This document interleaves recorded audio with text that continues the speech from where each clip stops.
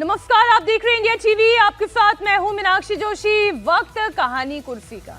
अब कहानी कुर्सी है तो कुर्सी तो की होती है, कहानी कुर्सी की आप देख रहे हैं। आज बहुत सारे विषय हैं जो आज इस चर्चा में शामिल किए जाएंगे, इस पूरे प्रोग्राम में शामिल किए जाएंगे। फिर चाहे वो दलितों के आरक्षण का मुद्दा हो, कोटे में कोटे का मुद्दा हो, SC/ST आरक्षण को लेकर सुप्रीम कोर्ट के फैसले के खिलाफ आज बकायदा एक बंद बुलाया गया। National Confederation of Dalit and Adivasi organisation की ओर से बुलाए गए इस भारत बंद को कांग्रेस, सपा, बसपा, आरजेडी जैसी विपक्षी पार्टियों का समर्थन मिल गया है। आप इसका मतलब समझ रहे हैं। मायावती की अपनी पॉलिटिक्स है, चंद्रशेखर की अपनी पॉलिटिक्स है, बिहार में अपनी पॉलिटिक्स है, उत्तर प्रदेश की अपनी पॉलिटिक्स है, राजस्थान में भी पॉलिटिक्स है। सबसे बड़े राज्य उत्तर प्रदेश में इसका कोई खास असर तो देखने को नहीं मिला। आरक्षण के मुद्दे पर सियासी बयानबाजियां खूब हुई और खुलकर हुई, लेकिन सड़क पर जब इसका टेस्ट हुआ तो इम्पैक्ट क्या उतना नजर आया? जितनी बड़ी बड़ी बातें हो रही थी, जितने बड़े बड़े बयान आ रहे थे, क्या उन बयानों का असर सड़क पर भी दिखाई दिया? ऐसा लगा तो नहीं। हाँ, बिहार में जरूर इसका असर दिखाई दिया।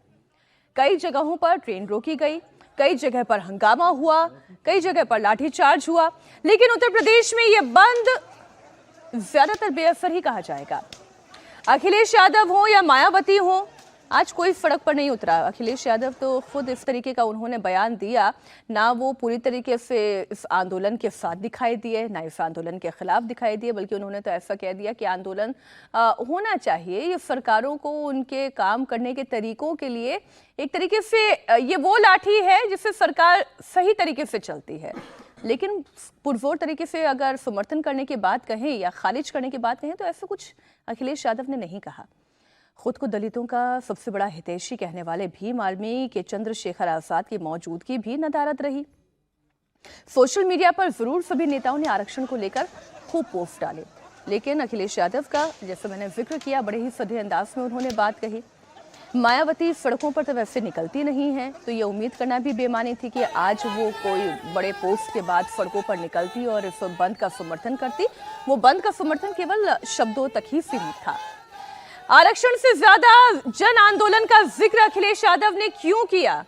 अखिलेश के सामने दरअसल चुनौती मायावती है, जिनका लोकसभा चुनाव में तो सफाया हो गया है, लेकिन अब अखिलेश किसी भी हाल में मायावती को स्पेस नहीं देना चाहते हैं, और वजह यह है दलित वोट बैंक। अब इस दलित वोट बैंक पर तो कांग्रेस की भी नजर है, और कांग्रेस इस दलित वोट बैंक में कहां दिखाई देती है, उस पर हम तफसील से आगे बात करेंगे। बात मल्लिकार्जुन खड़गे की भी होगी। हमारे चारों मेहमान इस वक्त स्टूडियो में जुड़े हुए हैं। हर्षवर्धन त्रिपाठी जी, विजय त्रिवेदी जी, अवधेश जी, समीर चौगांवकर जी, बहुत स्वागत है आपका। कोटे में कोटे का विरोध तो है विजय जी, लेकिन इसके पीछे मंशा पूरी राजनीतिक दिखाई दे रही है। मेरा वोट बैंक, अपना वोट बैंक, वो कोटे में कोटा का नहीं है, दलितों में दलितों का वोट बैंक अपना। उसी में दुविधा ना, जैसे आपने जिक्र किया मीनाक्षी जी की, अखिलेश यादव जी न सामने आते हैं न छुपते हैं, न नजर आ रहे हैं। मुझे गाना याद आ गया विजय जी, सॉरी। क्या बताया भी नहीं जाता, छुपाया भी नहीं जाता। तो वैसा ही हाल है, क्योंकि ये एक ऐसा कॉम्प्लिकेटेड इशू हो गया है कि जो आज रिजर्वेशन में जो सुप्रीम कोर्ट का फैसला आया और उसमें कहा गया कि भाई एक क्रीमी लेयर को थोड़ा सा अलग करने की कोशिश की जाए और कोटा को सब डिवीजन किया जाए, कोटे में कोटा किया जाए, यानी जिन लोगों को, जिन जातियों को, जिन समुदायों को नहीं मिला उन्हें मिलना चाहिए। अब ये अखिलेश यादव जी की परेशानी भी हो सकती है, चंद्रशेखर की भी परेशानी हो सकती है कि वो किस तरफ खड़े हों। क्या उन ताकतवर जातियों के साथ खड़े हों जिन्होंने अभी तक फायदा उठाया, क्योंकि वो यदि खड़े होंगे तब इस फैसले के खिलाफ खड़े होंगे। बिल्कुल ठीक। या दूसरी दुविधा है कि क्या उन लोगों के साथ खड़े हैं जिन्हें अभी ताकत नहीं मिली है और उनको ये मिलनी चाहिए, वो राजनीतिक तौर पर आज ताकतवर समुदाय नहीं है, छोटे छोटे ग्रुप है। तो इन दोनों दुविधाओं के बीच में ज्यादातर राजनीतिक दल फंसे हुए हैं कि कैसे किया जाए। इसलिए कोई भी दल उस तरह से नहीं आ रहा, और न केवल अखिलेश जी की बात है, न भीम की बात है, न मायावती जी की बात है, कांग्रेस और बीजेपी भी उसी तरह से फंसी हुई है दुविधा में, क्योंकि वो किसके साथ खड़े होंगे। सरकार ने अभी तक कोई इस पर राय अपनी स्पष्ट नहीं की है। हालांकि केंद्र सरकार के सुप्रीम कोर्ट में फैसला हो रहा था तो सुप्रीम कोर्ट की तरफ से तो SG वहाँ पर थे, तो इसका मतलब वो सपोर्ट कर रहे हैं। लेकिन भारतीय जनता पार्टी कैसे फैसला कर रही है, कांग्रेस कैसे फैसला कर रही है, दलित अध्यक्ष उनके मल्लिकार्जुन खड़गे साहब है, वो क्या कह रहे हैं। एक इतना कॉम्प्लिकेटेड इशू है कि जिसमें आप किस तरफ खड़े होना चाहते हैं? क्या आप जो सबसे कमज़ोर है, जो सबसे पिछड़ा है, जिसको अभी तक 75 साल में फ़ायदा नहीं हुआ, उसके साथ खड़े होना चाहते हैं, या राजनीतिक तौर पे उन दलितों, पिछड़ों, ओबीसी के साथ या ऐसे समुदायों के साथ खड़े रहना चाहते हैं जो राजनीतिक ताकत है, जो आपका एक मजबूत वोट बैंक देना चाहते हैं? इस दुविधा में सारे लोग फंसे हुए हैं। अभी वो लोग प्रदर्शन करें जिन्हें मौका नहीं मिला। चिराग, ऐसा लगता नहीं है कि वो किसी दुविधा में है? वो तो उन्होंने तो अपना मास्टर स्ट्रोक खेल लिया। क्यों अवधेश जी? अगर सबसे ज्यादा इस बंद का असर कहीं पर दिखाई दे रहा है वो तो बिहार में ही दिखाई दे रहा है। यूपी में बहुत छोटे छोटे पॉकेट्स में कहीं पर कुछ हुआ तो हुआ, और थोड़ा बहुत राजस्थान में, लेकिन बिहार में अच्छा असर है। ये तो समय बताएगा कि चिराग पासवान का ये क्या है, उनका दाव है या दाव उल्टा बैठता है। मूल बात ये है, क्या इस देश में सुप्रीम कोर्ट के फैसलों के खिलाफ इस प्रकार से पूरे देश में बंद करना, अगर सुप्रीम कोर्ट से किसी को समस्या है तो वो इसके लिए याचिका लेके जा सकते थे वहां सुप्रीम कोर्ट में, पुनर्विचार याचिका दायर हो सकती थी। दूसरा, क्या ये इशू ऐसा है जिसके लिए वाकई बंद के पूरे भारत बंद का आह्वान होना चाहिए था, उसके लिए सड़कों पर उतरना चाहिए? बिहार में तो आगजनी हो रही है। बिहार में कोई भी जो प्रदर्शन हो रहा है सरकार विरोधी, वो सामान्य प्रदर्शन नहीं होता है। उसमें रेलें जलती हैं, बसें जलती है, थाने जलते हैं, केबिन जलते हैं, और यहां तक कि कुछ नेताओं के घरों पर हमले करके उनको जलाया जाता है। तो इसलिए बिहार तो अभी एक दूसरे सिचुएशन में है वहां। लेकिन ये जो स्थिति है, क्या इस देश में कुछ शक्तियां जानबूझकर हर इशू को जाति के अंदर जाति बना के, देश में जातीय संघर्ष खड़ा करके भारत को गृह युद्ध या भारत में अशांति, भारत में तनाव आंतरिक पैदा करने के हैं? ये कौन लोग हैं? कहां से एनजीओ को इतने पैसे आ रहे हैं जिन लोगों ने इतनी जल्दी जगह जगह बैठ के कर ली, इसकी गोष्ठियां कर लिया, सेमिनार कर लिया, इसके बगैर प्रचार कर लिया है? ये सामान्य घटना नहीं होती है ये।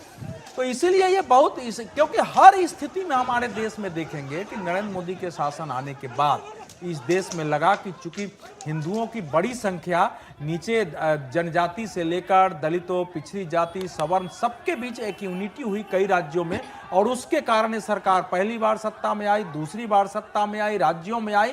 तो अगर इसको कमजोर करना है और इस एकता को तोड़ना है, दूसरी शक्तियों को सत्ता में लाना है, तो किसी भी इशू से करो। अब ये इशू ऐसा है कि इसमें विरोध में भी इसमें आंदोलन हो सकते हैं। मुझे उम्मीद है कि अपनी शक्ति दिखाने के लिए जो लोग इससे दुष्प्रभावित होंगे इनके विरोध करने से, वो भी आज और कल सड़क पर उतरेंगे, और उनको उतरना भी चाहिए अपनी ताकत दिखाने के लिए। जब लोग सुप्रीम कोर्ट के एक न्यायपूर्ण फैसले के लिए, न्याय संगत फैसले के लिए, जबकि राज्यों को इंप्लीमेंट करना है, राज्यों को सर्वे करके देखना है, राज्यों को आंकड़े इकट्ठे करने हैं कि कौन सी उसमें जो जातियां हैं वो वंचित रह गई, और उनको धीरे धीरे लाने की कोशिश करनी है। अगर ऐसे न्याय संगत फैसले पर इस प्रकार से विरोध हो रहा है, तो फिर जो लोग इससे प्रभावित होते हैं उनका भी दायित्व बनता है, और समाज के लोगों के लिए लगातार सचेत होने का समय है कि ये जानबूझ करके भारत को जाति के आग में नहीं। लेकिन मेरा प्रश्न तो सर ये है, हर्षवर्धन जी, मेरा प्रश्न तो ये है कि ये जो दलित वोट का नया प्रयोग चल रहा है, इससे कौन सी पॉलिटिकल पार्टी को लाभ हो रहा है या नुकसान कौन सी पॉलिटिकल पार्टी को हो रहा है? क्योंकि अखिलेश यादव तो क्लियर कंफ्यूजन में दिखाई दे रहे हैं। ठीक है, मुझे लगता है कि पहली बार इन नेताओं के सामने जो हर बात में आग लगाकर निकल लेते थे, उनके लिए मुद्दा उबला आलू बन गया है। न उगल पा रहे हैं, न निगल पा रहे हैं। और ये जो मसला है, इस पर थोड़ा ठीक से बात होनी चाहिए कि ये मसला क्या है। ये मसला ये है कि लंबे समय से देश में आरक्षण चला आ रहा है, 75 वर्ष पूरे हो गए। कभी तो कोई रिव्यू होगा, कभी कुछ होगा। सरकारें साहसी नहीं रही, कमजोर रही। नेता हमेशा इस मामले में जन दबाव के आगे कमजोर होता है, और जन दबाव जब हम कहते हैं तो वो जो ताकतवर हैं उनका दबाव होता है। मंडल भी जब लागू हो रहा था, तब जो अगड़ी जातियां थी उन्होंने खूब जमकर अपना इस तरह का विरोध प्रदर्शन किया, रुका नहीं। मायावती सर कह रही है आरक्षण की अनिवार्यता खत्म नहीं की जा सकती। मैं पूरा कर लूं, नहीं तो संदर्भ नहीं आएगा। आज क्या है कि आज कहा जा रहा है कि जो रिजर्वेशन में सब क्लासिफिकेशन है, एक तो रिजर्वेशन में रिजर्वेशन नहीं है, रिजर्वेशन में सब कैटेगराइजेशन या सब क्लासिफिकेशन है, जिसको हम उपवर्गीकरण कहते हैं। यानी कोई एक समूह है जिसमें छोटी छोटी जातियां हैं, कुछ ऊपर की लेयर है वो सारा हिस्सा लेकर चले जा रहे हैं। तो इससे न किसी ओबीसी का मतलब है, न इससे किसी फॉरवर्ड का मतलब है, न इससे किसी राजनीतिक दल का मतलब है। अब मायावती या चंद्रशेखर जैसे लोग, चंद्रशेखर तो संसद में पहुंच गए, मायावती जी के लिए संकट बड़ा हो गया, अस्तित्व का संकट है। उनको लगता है कि उनका वाला जो समूह है नहीं जाटव, वो थोड़ा मुश्किल में पड़ेगा। चिराग पासवान का क्या है, उनका पासवान वो मुश्किल में पड़ेगा। अखिलेश और तेजस्वी सिर्फ दूर से बैठकर थोड़ा डाल दे रहे हैं, जिससे आग थोड़ी तेज हो जाए, वो तापेंगे। जैसे ठंडी में आग नहीं तापी जाती है गांव घर में, तो वो अलाव जला के ताप रहे हैं, तो जल कोई और रहा है, उस आग में झुलस कोई और रहा है। और जो लोग ये विरोध कर रहे हैं, अब मैं सुबह से देख रहा हूं सोशल मीडिया पर लगातार वाल्मीकि है, मोची है, महार है, मतलब ढेर सारे लोग आए हैं और वो खुलकर कह रहे हैं कि बहुत हो गया अत्याचार हमारे ऊपर। यानी जो बात अनुसूचित जाति के लोग शायद ऊपर के लिए कहते थे, जिनको अगड़ी जातियां या पिछड़ी जातियां कहा जाती है, आज अनुसूचित जाति के लोग, अनुसूचित जाति में जो नए सवर्ण बने हैं, नव सवर्ण, उन नव सवर्णों के लिए कही गई। और देखिए, नव सवर्णों की हरकतें ज्यादा खतरनाक है। और एक बात मैं बता दूं, देखिए एक दो जगह हो गया होगा, पटना में भी पुलिस ने अच्छा काम किया है, ठीक से लाठी वाठी जिसके लिए उनको दी जाती है, अराजकता रोकने के लिए वो काम किया है। मेरा मानना है कि अगर कोई बंद मान जाए, बिल्कुल बंद होना चाहिए, शांतिपूर्ण प्रदर्शन अधिकार है, लेकिन कोई अगर डंडा लेके और आप 10, 20, 50, 100 के ग्रुप में निकले, तो पुलिस के पास डंडा उसी के लिए होता है जो डंडा लेके निकले, उसको आप पहले तो राइट टाइम कीजिए।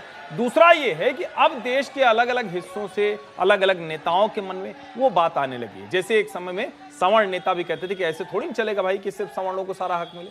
अब किरोड़ी लाल मीणा जैसे नेता जो खड़े होकर कह रहे हैं कि भाई मैं तो डॉक्टर बन गया, विधायक बन गया, मंत्री बन गया, सांसद बन गया, मेरा भाई अधिकारी बन गया, और हमारे बगल वाला जो है पड़ोसी वो अभी भी पत्थर तोड़ रहा है, तो आप क्रीमी लेयर क्यों नहीं करेंगे? क्रीमी लेयर सरकार रिजर्वेशन का निर्णय नहीं है, बिल्कुल, लेकिन वो जो कह रहे हैं, और आज मुझे लगता है हर उस व्यक्ति को जो भारत को आगे बढ़ते देखना चाहता है उसको ये सुनना चाहिए, समझना चाहिए। ये अराजकता करने वाले लोग हैं, छिटपुट राजनीति, इनका काम प्रशासन कर लेगा। देखिए यूपी में तो हिम्मत भी नहीं पड़ रही किसी की, कोई कहीं धरना प्रदर्शन नहीं कर रहा है, सारे बहादुर लोग सब छिपे हुए हैं। वही मैं कह रही हूं कि सब कुछ जो है योगी जी घेर लीजिए घर। सब कुछ जो है वो टेक्स्ट फॉर्म में चल रहा है। जितने नेता हैं सब टेक्स्ट फॉर्म में प्रदर्शन कर रहे हैं, आलोचना कर रहे हैं या समर्थन कर रहे हैं, लेकिन इससे ज्यादा सड़क पर नहीं उतर रहे हैं समीर जी। लेकिन ये अखिलेश यादव की पॉलिटिक्स पर मैं विशेष तौर पर इसलिए बात करना चाह रही हूँ, ऐसा क्यों लग रहा है कि जैसे बस वो इतना बोल के खाना पूर्ति करना चाह रहे हैं कि जिससे कि कहीं ऐसा ना हो जाए कि चंद्रशेखर जैसे लोगों के लिए, मायावती के लिए कहीं कोई स्पेस ना क्रिएट हो जाए, कोई स्कोप ना क्रिएट हो जाए।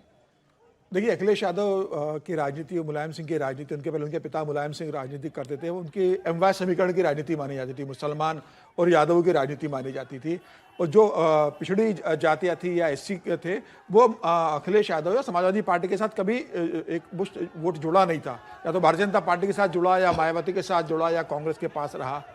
इस बार पहली बार ऐसा हुआ है 2024 के लोकसभा चुनाव में कि जब अखिलेश यादव ने 37 सीटें जीती, तो उन्हें लगा कि उन्होंने जो पीडीए का जो नारा दिया था, जिस तरीके से पिछड़ी जाति ने उनको समर्थन दिया है, तो उनको लगता है कि अब मौका आ गया है कि मैं इनकी राजनीति करूं। जिस तरीके से मैं मुसलमान और यादव की राजनीति से बाहर निकलकर मैं 37 सीटें जीतने की स्थिति में आ गया हूं, जिसमें मुझे बाकी पिछड़ी जातियों का समर्थन मिला है, तो क्यों ना मैं अब SC ST की राजनीति भी करूं, जहां वहां की वोट भी मुझे मिले। और अब मायावती, जिससे पूरा वोट छिटक चुका है, कहीं मायावती के वापिस न जाए। मायावती तो कोशिश कर रही है, मायावती ने कहा है कि वो उपचुनाव लड़ेगी, उम्मीदवार घोषित कर दी और तैयारी शुरू कर दी है, तो मायावती वापस अपना खोया वोट बैंक पाना चाहती है। चंद्रशेखर आजाद जो नगीना से इस बार सांसद बने हैं अपनी दम पर, उनको लग रहा है कि अब मैं सांसद बनाऊं तो मैं अपनी पार्टी को, मायावती ने जो स्पेस खाली किए उसमें एस्टेब्लिश कर सकूं और मैं बहुजन का एक बड़ा नेता बन के उभर सकूं। देखिए, भारतीय राजनीति में सभी राजनीतिक दलों ने जाति की राजनीति की है। इस जाति की राजनीति में सबने आहुति दी है, किसी ने कम दी है, किसी ने ज्यादा दी है। भारतीय जनता पार्टी ने भी जो जाति की राजनीति करने वाले दल थे, उनकी राजनीति खत्म करने के बजाय उन्हें पाला पोसा और उनको अपने साथ जोड़कर उनकी राजनीति से अपनी राजनीति को बड़ा किया। कांग्रेस भी वो राजनीति करती रही। जाति की राजनीति में सबने अपना स्वार्थ देखा है कि किस तरीके से हम जाति की राजनीति को एडजस्ट करें, या तो जाति के लोग हमको वोट दे, नहीं, लेकिन साथ जोड़कर अपने एक बड़ा। समीर जी, इस मैटर में तो ऐसा तो समझ ही में नहीं आ रहा है कि कौन सी पार्टी का स्वार्थ से दौरा। मैं एक बार कांग्रेस से, क्योंकि आपने बात की है विजय जी, मैं आपको इस कांग्रेस पर लाना चाह रही हूँ। कांग्रेस पार्टी का स्टेक इस पूरे मामले पर आपको क्या समझ में आ रहा है? क्योंकि कांग्रेस पार्टी ये राहुल गांधी का रायबरेली जाना, ओके, दलितों के लिए आवाज़ उठाना, मैं आपके लिए बात करूंगा कि आपके लिए न्याय मैं नहीं मांग सकता, कि आपके लिए मैं आवाज़ नहीं उठा सकता, क्या ऐसा लग रहा है कि कांग्रेस पार्टी एक बार फिर से अपने उस पुराने इक्वेशन पर लौट रही है, जो इक्वेशन उनका मुसलमान और दलित वाला इक्वेशन था, और इससे अखिलेश यादव को भी एक डर और एक खतरा सताएगा? ये बिल्कुल ठीक बात है। कांग्रेस ने तो अभी लोकसभा चुनाव में भी ज़्यादातर जो माइनॉरिटी वोट है उसमें से काफ़ी हिस्सा उसने गेन किया है, दोबारा से लिया है। और उनकी तो इक्वेशन ही कांग्रेस की हमेशा ब्राह्मण, दलित और मुसलमान रही है। तो उसको रीगेन करने का एक मौका है। और रायबरेली में जो घटना हुई, जाहिर है कि वो उनकी कॉन्स्टिट्यूंसी है, तो वो वहाँ जाना ही था उनको, उसमें कोई बात ऐसा नहीं है विशेष।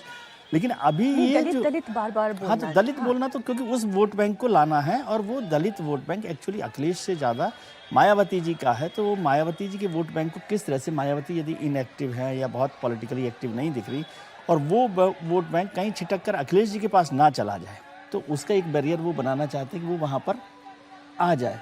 पिछले दिनों क्या हो रहा था कि मायावती जी का ये वोट बैंक में से काफ़ी हिस्सा बीजेपी के पास गया, जिससे बीजेपी स्ट्रांग हुई। अब वो उसको भी रोकना चाहते हैं कि वो केवल बीजेपी को ना जाए, कांग्रेस के पास वो हिस्सा आ जाए, जो कि उनके लिए ट्रेडिशनली वो उनका वोट बैंक था, जो पिछले काफ़ी 20 साल में खिसका है। तो लगातार दलित की चिंता करते हुए, लेकिन क्या कांग्रेस फिर वहीं पर आ गए? ये जो सुप्रीम कोर्ट का फैसला है, क्या इस पर कांग्रेस ने अपनी स्पष्ट राय रखी है कि भाई वो इसके साथ खड़ा होना चाहती है, सुप्रीम कोर्ट के फैसले के साथ, या सुप्रीम कोर्ट के फैसले के खिलाफ खड़ा होना चाहती है? मतलब मैं ये कोई क्लैरिटी तो कुछ है ही एडवाइस नहीं दे रहा कि उनको कहाँ खड़ा होना चाहिए, लेकिन कोई उनकी क्लैरिटी है क्या कि वो किस तरफ खड़ा होना चाहती है? क्योंकि कांग्रेस का वोट बैंक उस तरह का जातीय वोट बैंक नहीं है जो मायावती जी का है, कि वो जाटव के साथ खड़ी रहती हैं, तो वो एक पावरफुल वोट बैंक के साथ खड़ी हैं, या मीणा के साथ कोई लोग खड़े हुए हैं। तो कांग्रेस के पास सारे तरह के जो वोट बैंक है SC ST का, वो है। उसमें जो लोगों को अभी तक फ़ायदा नहीं मिला वो भी है, जिनको फ़ायदा मिल गया है वो लोग भी हैं। तो कांग्रेस को अभी इस दुविधा से निकलना पड़ेगा। नहीं, कांग्रेस का जो एक अभी इस पर तो कोई, भारत बंद पर तो कोई बयान राहुल गांधी का है नहीं, लेकिन कल मेरे ख्याल आप लोगों ने ये चर्चा में लिया होगा, संविधान और आरक्षण व्यवस्था की हम हर कीमत पर रक्षा करेंगे। अगर आप आरक्षण व्यवस्था की रक्षा करने की बात कर रहे हैं, तो ये व्यवस्था उन सब कैटेगरीज को क्यों ना हो? महाराष्ट्र में ये व्यवस्था सब कैटेगरीज, ये सब क्लासिफिकेशन जो हर्षवर्धन भाई कह रहे हैं कि हटने जैसा कुछ है नहीं। इसमें आरक्षण के खिलाफ थोड़ी है फैसला, कोई फैसला खिलाफ नहीं है। वो ये कह रहे हैं कि सब क्लासिफिकेशन के बाद फिर राहुल गांधी क्यों नहीं करते, इसका समर्थन क्यों नहीं करते? देखिए, राहुल गांधी कोई बहुत समझदारी से या कोई बहुत सोच समझ कर कुछ बात करते हो नहीं है। उनको 2-3 शब्द ध्यान में है, जाति, आरक्षण, संविधान, मैं प्रधानमंत्री के घर में पैदा हुआ हूं, मैं जानता हूं सिस्टम तोड़ मरोड़ करता है, और इसको एक किसी भी जगह फिट कर देते हैं बिना संदर्भ के। जैसे कल अब वो रायबरेली में जो घटना हुई, वो कानून व्यवस्था का मसला है, लेकिन उन्होंने कह दिया कि दलितों के अधिकारों के लिए मैं यहां खड़ा हूं और आप डिस्ट्रैक्ट करना चाहते हो, मैं तुम्हें डिस्ट्रैक्ट नहीं करने दूंगा। हो गया, उनका काम हो गया, आप इस पर चर्चा आप करते रहिए। मुझे लगता है कि राहुल गांधी की जो राजनीति है, उसमें किसी तरह के सेंसिबल चीजों को कोई आप कहें कि चेन खोजना, या तो ये भी बड़ी नासमझी की बात होगी। राहुल गांधी को एक बात समझ में आ गई कि हमने इस देश के एक बड़े वर्ग के मन में भर दिया है कि संविधान और आरक्षण को खतरा है। किससे खतरा है?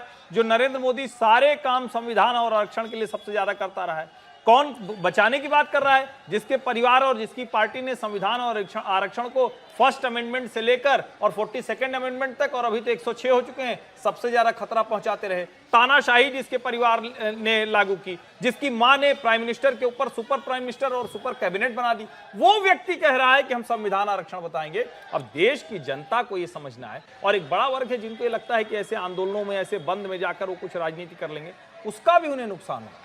आज तो मायावती जी को खड़े होना चाहिए था और कहना था कि ये जो आया है बहुत अच्छा है, हमारा पूरा जो ये 27 साढ़े 27% है, हम इसको एक ताकत के साथ आगे लेके बढ़ेंगे। मैं समझ नहीं पा रहा हूं मायावती जी, मतलब उनका वोट बैंक सिर्फ जाटव रह जाए, चिराग पासवान का वोट बैंक सिर्फ चिराग पासवान को, पासवान तो वोट देते ही हैं, बहुत बड़ी संख्या में उनको फॉरवर्ड क्लास वोट करता है, बहुत बड़ी संख्या में दूसरे जो अनुसूचित जाति के लोग वोट करते हैं, और युवा भी जो एजुकेटेड है, उनके अंदर कुछ वो सब्सटेंस देखते हैं, उनको लगता है कि हाँ, ये भविष्य की राजनीति बिहार को वो लीड कर सकते हैं, इसलिए भी उनके साथ जुड़ते हैं।